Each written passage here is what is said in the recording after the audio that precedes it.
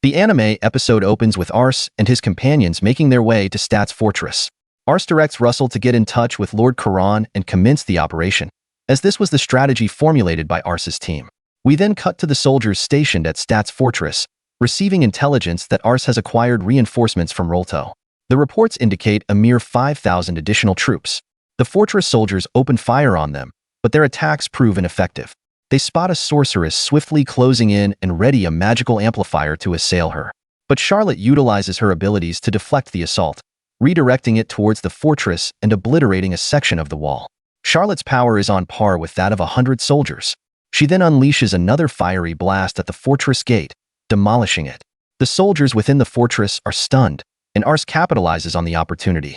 He commands his troops to advance, including Sir Yapkin and a contingent of Matro mercenaries. He specifically instructs Sir Yapkin to spearhead the assault and unlock the south gate from the inside, allowing Lord Moran entry should he agree to undertake this perilous mission. This maneuver is vital for overcoming their adversaries. Ars then confers with Ritz and Mary, directing them to guide and manage the army at the front lines. In the meantime, panic grips the fortress soldiers as Ars's forces penetrate the south gate, paving the way for Charon's army to surge in. Sir Bram emerges atop the fortress, bolstering his troops and vaunting their high spirits. However, Mary and her company now have unimpeded access to the fortress and are poised to vanquish the enemy. Ritz fights with ferocious intensity, astonishing everyone with his prowess. The soldiers are baffled, uncertain of his identity. Ritz's singular objective is to expel the enemy from the fortress and secure victory for his lord, Ars. And Ritz and his men not only breach the wall, but also repel the enemy. The enemy commander capitulates and drops his sword, while one of his soldiers implores mercy for his comrades. Ritz demands that all surrender their arms. At this juncture, Bram presents himself as a native of Belsod. The enemy commander dismisses him as a mere youth, ignorant of the world, provoking Bram, who lashes out with his weapon. Abraham then attempts to assault Ritz, but Ritz's soldiers shield him. Bram strikes down the soldiers as well and challenges Ritz to a one-on-one fight. Ritz accepts. Bram rushes at Ritz, who effectively parries the attack. Bram brags that he has no equal within the fortress, claiming it has been ages since he encountered a worthy opponent. Ritz retorts that the duel is the most tedious fight he has ever experienced, infuriating Bram, who prides himself as the strongest in the fortress. Ritz outsmarts Bram, forcing him to the ground and deriding him for relying solely on raw power and instinct. Ritz informs Bram that his technique is lacking and he's susceptible to even the simplest of ruses. Bram gets back on his feet and launches another attack, but Ritz counters with a blow to his back. Ritz then observes that Bram possesses potential, but his combat style is unproductive. As the fight concludes, Ars arrives and commends everyone for their efforts. Ritz, however, continues to pursue Bram. During their conversation, Ritz criticizes Bram's combat method, deeming it deficient. He elucidates that a true warrior trains relentlessly and constantly strives to surpass their limits. Humbled, Bram yields and beseeches Ritz to take him as a disciple and impart his knowledge.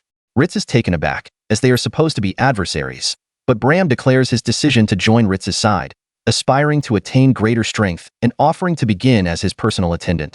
Ritz declines, but Ars consents to Bram joining their ranks. Ars acknowledges Bram's exceptional aptitude and leadership qualities, despite his youthfulness. Bram then inquires about Ars's identity, and Ritz introduces him as Lord Ars.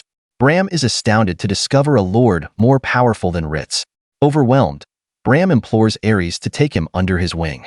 Ares concurs, marking the beginning of a new partnership. The scene opens with Bram proclaiming, "Clear a path. Ritz is approaching. I can finally lay eyes on you," Meryl states. There's a captivating newcomer here.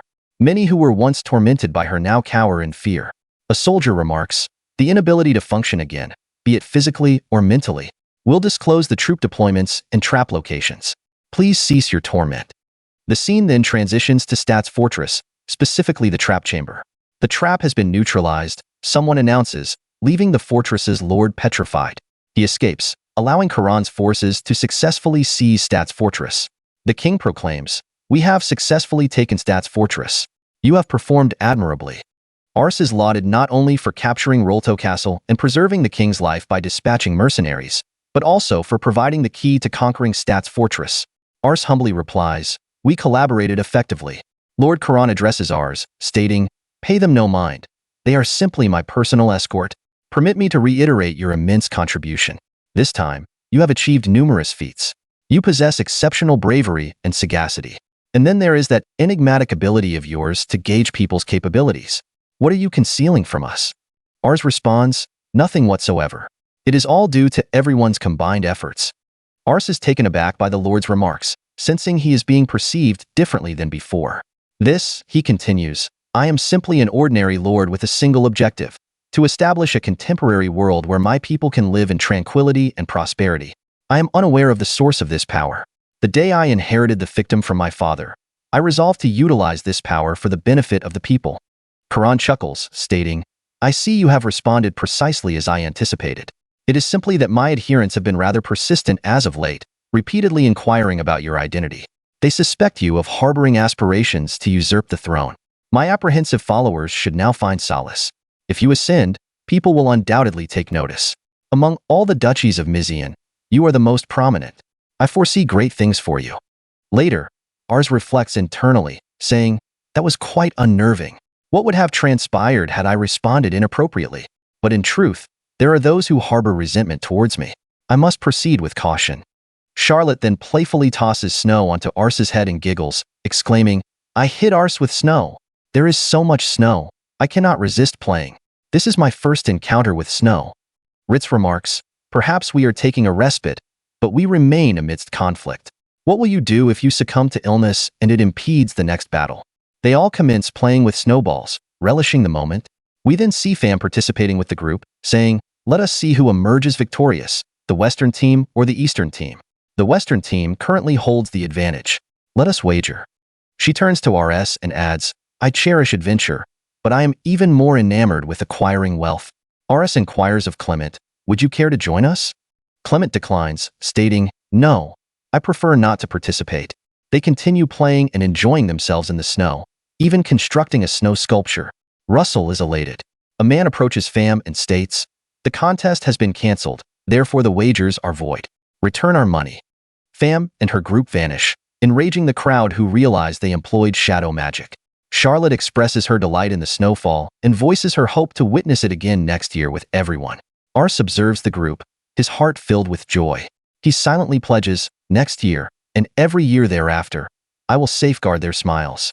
The scene cuts to a man declaring that Merrill has unveiled his entire scheme, labeling her a genius. However, he adds, should I continue to fail? At that moment, Lord Bismarck materializes, startling everyone.